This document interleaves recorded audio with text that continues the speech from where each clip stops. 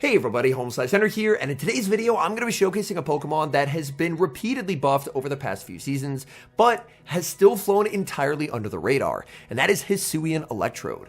I think Hisuian Electrode has gone from complete irrelevance to now extremely viable anti-meta. The current moves that you're going to want to run is Thunder Shock, which now does more damage, Wild Charge as the devastating nuke move, and Swift.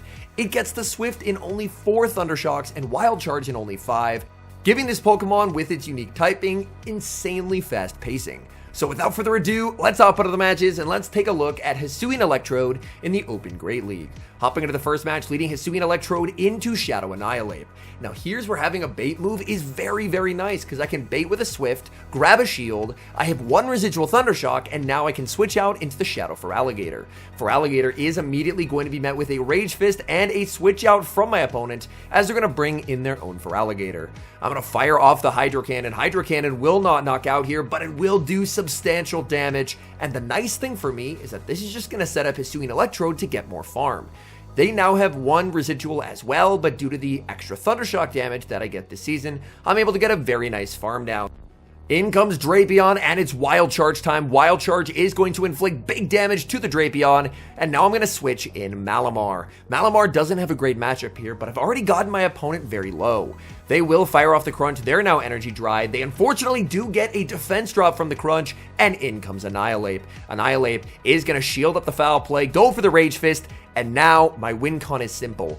I need to get the Annihilate low, but not KO it. So I'm going to get them low, and I'm actually going to stop attacking, because I need farm on Electrode. Electrode now gets 2 Thunder Shock head start. In comes the Drapion. A Swift probably could have KO'd there, but I know that I can get to the Wild Charge since they were dry. So Hisuian Electrode just applied an insane amount of charge move pressure throughout that game. We get an absolutely dreadful lead leading into a Thunderfang Steelix. The good news for me is that Thunderfangs are going to be double resisted, but the bad news for me is that my Thunder Shocks are also going to be double resisted. They go for a Psychic Fangs. I'm going to bank all the energy and send in Malamar. Malamar farming up. I didn't try to go for a CMP tie there, but the game was pretty stuttery throughout the course of the day. There was, I believe, some kind of a research day going on, and oftentimes when those in-game events occur, the Battle League unfortunately does play a little bit worse. Steelix staying in, they're letting me get the superpower, so it looks like they're probably going to go for a 1 shield farm down and just look to exit with a ton of energy.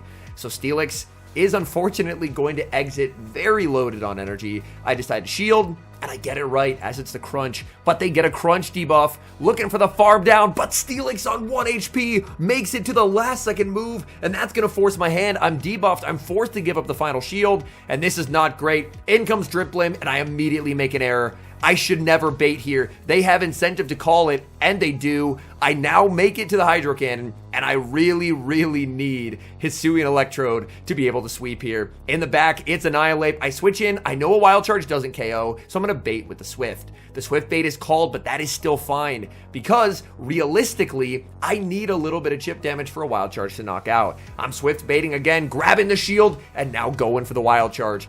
Will the Wild Charge be enough to knock out here? Wild Charge does not. The opponent barely hangs on. They're going to be firing off their energy. They close combat. A Rage Fist could have KO'd, and that actually ends up costing them. Had they Rage Fisted, the game would have been a tie, but instead, they went for the close combat, and unfortunately, that misclick means that that game is a loss. We move to the next match, and speaking of losses, this very well could be one. Bad lead leading into Sandslash, save switch for Alligator, answered with the Moltres, but the Hydro Cannon bait is successful. It's a CMP tie, the Ancient Power plus the Sucker Punch doesn't KO, and now I get some very valuable chip damage on the Moltres. Moltres is now unable to make a Brave Bird. They're going to be forced to settle for an Ancient Power. An Ancient Power, not a very powerful move neutrally, so I'm more than happy to take that damage. Even though I have a Wild Charge, I'm not going to throw it, because a Wild Charge would not reduce the amount of charge moves that I need to win the game. Instead, I'm just going to switch in Malamar, and with the Moltres out of the way, this should just be a Malamar sweep at this point. Malamar massively over-farming, firing off the foul play. I do have a Discord notification from Jamie Finn's Discord server. I accidentally forgot to edit that out. That's entirely my fault. But we're just going to have a Malamar sweep here. So not a good lead for the Electrode, but it goes to show that Malamar in the back can be quite deadly. So Malamar gets to fire off the superpower, KO the Sandslash, and take the win. Picking up a pretty solid lead in the next match, Hisuian Electrode versus Toxapex. I'm going to look to massively overfarm on energy before I start going for wild charges. Opponent tries for a catch onto the Diggersby, but I'm able to hold on to my energy and respond with Feraligatr. Now, it might seem weird switching a Feraligatr into a Diggersby when Diggersby beats Feraligatr. However, this is intentional. Considering they led Toxapex, Toxapex absolutely destroys Feraligatr. So, if I'm able to basically get rid of the Feraligatr, then that way I can avoid that negative matchup. Here, I could have thrown a move and CMP'd, but I didn't want to give them energy. Instead, I want to go for massive farm with the Malamar.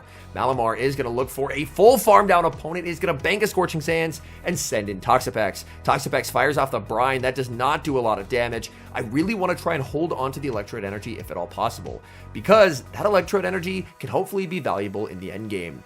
I'm going to fire off the foul play, but this is not going to be enough to knock out. This is going to be very close. Can the opponent get to another move here? No, the Psywave damage just registers and picks up the knockout. In comes the Diggersby. I could have superpowered, but instead, I'm choosing to save this energy. They Scorching Sands, fishing for a debuff. In the back is Driplim, and now we see why they had to fish for a debuff, because they can't shield here. The foul play does too much. If they shield, they just get KO'd with wild charges, so they're forced to let it go, and now this Diggersby is about to get absolutely overrun with Swifts. Swift number 1 is shielded. I'm already at 2 more. This thing, its pacing is just ridiculous. They realize there's just not a win con, so they will let it go. We move to the next match, leading into a Shadow Jumpluff. Now, this is a good lead for Hisuian Electrode. Hisuian Electrode, here I make a massive misplay though. You do not want to throw a wild charge in this matchup before they throw, because now I'm forced to switch out into the Malamar, which is not great. No one move from Jumpluff is going to KO, so you can tank a move and then start unleashing wild charges. But instead, I end up misplaying it. Opponent is going to send in Bibarel. I believe some of the comments told me to pronounce it B-Barrel. Let me know down in the comments what is the actual pronunciation, because I am very much unsure. Bibarel is going to fire off the Surf. I'm now going to send in Electrode. I know Bibarel is going to be 4 rollouts away from their next Surf. They're purified, so they're probably running Return. So I'm going to throw 6 to play to the CMP tie, but I lose the CMP tie. I keep forgetting Bibarel has a really high attack stat, so that's a huge error by me. I should have just done 1 fewer Thundershock, and then it would have been fine. But now, unfortunately, we're at shield parity. I do have a Wild Charge loaded, though, and Wild Charge can hit hard against most things. I'm actually going to switch out into Feraligatr. They send in Morpeko, but they're down energy. Firing off the Hydro Cannon. Hydro Cannon KOs Morpeko. Opponent, they can potentially hang on if they have very high IVs, but it looks like not high enough. Aerial Ace is going to get Feraligatr low, and this is just game over, as I have a move on my Electrode and a move on the Feraligatr. So I go for the Hydro Cannon. Opponent realizes there's not a win con, so they will just let it go. We pick up a terrible lead. I am basically triple weak to Superior. So this is not great, but the good news for me is that Superior here has to go for Aerial Aces. Their fast move is resisted, Frenzy Plant is resisted, so my goal is just going to be to bank a ton of energy. Opponent save switches into Diggersby, and again, I'm just bringing in the Feraligatr. Even though this is technically a negative matchup, I do not want the Feraligatr going up against the Superior. I'm farming up a ton with Feraligatr, and I'm very happy just to let this go. I know there's a Superior, so shielding Feraligatr does not do much for me. I'm going to farm up. I fire off the Hydro Cannon, going for an undercharge here. I want to try and leave them at like 1 HP, but they end up shielding. That works for me, and they end up throwing a move. I think they could have got the farm down there if they committed to it, but they miscounted the energy.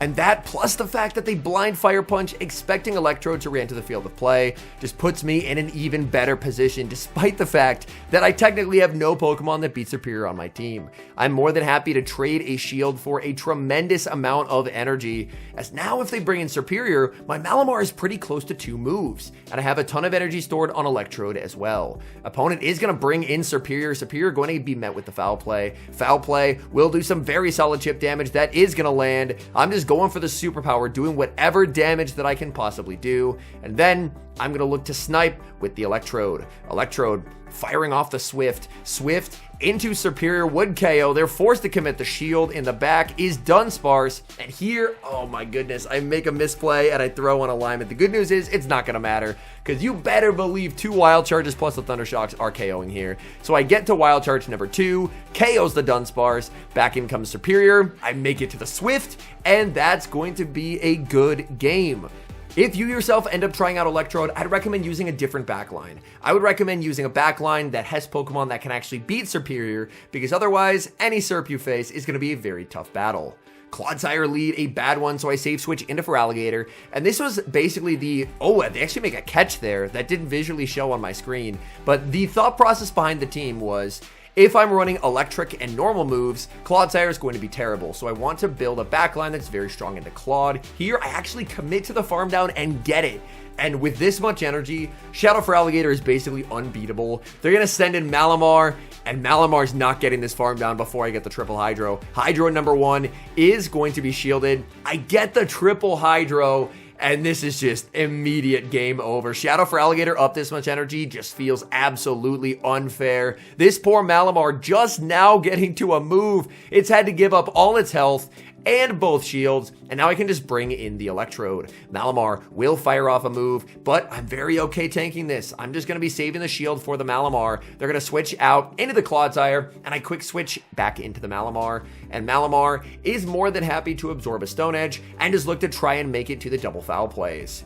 They're going to be firing off another Stone Edge here, but at this point, this is just game over, as the Clodsire just does not have the energy advantage needed to win this game, because I'm now one Psywave off the back-to-back foul plays. Foul play number 1 gets them low, foul play number 2 will deliver a knockout, and at this point, honestly, it's very hard to Psywave down a Malamar. I think I might be able to Psywave down, so they're actually forced to throw, and I can probably KO with the Thunder Shock, but I was holding on to this energy for a while, so I figured may as well throw the Swift. So we are going to fire off the Swift at the Malamar, and that will be game over. Hopping into the next match, okay, we get a bit of redemption. We played the last Jump Bluff lead pretty terribly, so I am going to play this out now. Leading into the Jump Bluff, I'm always going to be no shield in the first. Let's see if they actually do have Acrobatics, and they do. Acrobatics does a ton of damage, and I'm going to be farming up to the back-to-back Wild Charges. Wild Charge is going to connect. Going for Wild Charge number 2. Let's put some pressure on my opponent. This Wild Charge is going to be no shielded. They get KO'd. In the back is more Pekko, and I immediately lose. I'm going to get fully swept by this Morpeko. There's nothing I can do. I have Malamar and Feraligatr backline, and this is just over. That is really unfortunate. So we get a better demonstration of how to play out the lead. I wasn't expecting a Morpeko in the back, because otherwise they're just incredibly soft to a Clodsire lead. But they actually have the Morpeko in the back, and that's just immediately game losing for me. Odds are I'm probably not even going to get to see their third Pokemon. That's basically my goal at this point. It's just, can I see the third Pokemon? If yes, I'm happy. I know this is not going to be a game that I'm able to win. I farm up to the double Hydros. They now have another Aura Wheel. They are many, many times boosted. I'm going to switch into Electrode. I get the catch of the Aura Wheel, so at the very least, I will get to see what they have in the back. Who knows? Maybe it's something that I can one-shot with a Hydro Cannon, but this low, I'm just getting farmed down by anything in the game. In the back, they actually have Bibarel, and unfortunately, that was just not a winnable game for me. Oh my goodness. We move to the next match. Hisuian Electrode into Gastrodon. Opponent safe switches a Typhlosion, and I'm going to stay in and Wild Charge. I want to guarantee a shield from my opponent, and now I can bring in Feraligatr. They throw 2 and the move there. I was expecting them to throw when they doubled up, so it's very risky versus an Incinerate user, but I do actually go for a CMP tie. Hydro Cannon into Typhlosion is going to be no shielded, and now they can send back out the Gastrodon. I'm looking to overfarm with Feraligatr. Gastrodon firing off the Body Slam. Now this will get me low, but it will not KO. I know that I can always survive that move, and I will be now firing off this Hydro Cannon. Hydro Cannon is going to connect, getting the Gastrodon low, sending in the Malamar. In the back is a Talonflame, so the opponent running a double Fire Line. Their save switch of Typhlosion able to successfully lure out my water type, and now I could be in trouble.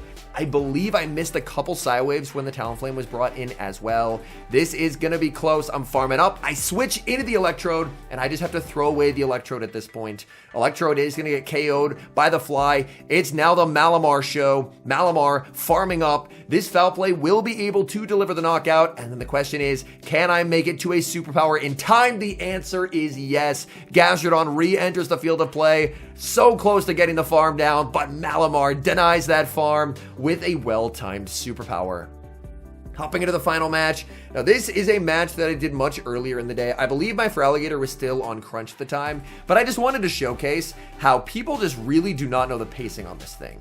Now, with Swift Baits, Hisuian Electrode will always win the twos. They're going to go for a Trailblaze, I'm going to farm up quite a bit and go for a Swift bait, but if you've noticed, I've never revealed that I have 4 pacing on Swift, so here my opponent actually thinks they can farm down, but Hisuian Electrode is so fast that Wild Charge just KOs, they lose switch advantage and shield advantage, and that's basically just immediate game losing. Now, I know that by making a video, people will begin to learn about this Pokemon and its pacing and be more used to it, but I just wanted to highlight that, at least in today's battles, people were completely unprepared for how fast this Pokemon is. Here, I'm actually going to send in the Feraligatr. I've done enough damage to the Toxapex that now Toxapex is in danger of getting knocked out by the Feraligatr. And as long as I manage my energy well, which means just farming up 1 past the double Hydro Cannons, there's basically nothing in the game that can beat me at this point because I've already seen the Toxapex. In the back, it's gonna be a Marowak, and it's just game over. Hydro basically one-shot Shadow Marowak. It's actually a non-Shadow Marowak, but it's still gonna be a win. They can survive the Hydro, but I just have way too much energy, so I get Hydro number 2, knocking out the Marowak and taking the game. All in all, I think that Hisuian Electrode is now a very solid anti-meta Pokemon. As far as electric types go, I still think the number 1 in my book is still Morpeko. Morpeko is just absurdly strong, but it comes at the cost of being very frail, whereas Hisuian Electrode still has a lot of that closing power, because Wild Charge is still an incredibly strong move, but Hisuian Electrode can take a hit, whereas Morpeko is basically never being able to take a hit. So the nice thing is, this season it feels like there's a lot of viable electric types, so you can kind of find one that matches your particular playstyle. Are you more inclined to play the extremely glassy, maximizing damage, maximizing farm playstyle of something like the Morpeko? Or do you want a Pokemon where you can actually survive a hit, in which case, a Pokemon like this Electrode, for example, might fit your playstyle a bit better? Anyways, thank you guys so much for watching. If you're enjoying the content, make sure to leave a like and subscribe to the channel if you haven't. And a special thank you, as always, to our members here on YouTube. The support you guys provide is genuinely so appreciated. So thank you guys oh so very much. And until next time, I've been HomeSliceHenry.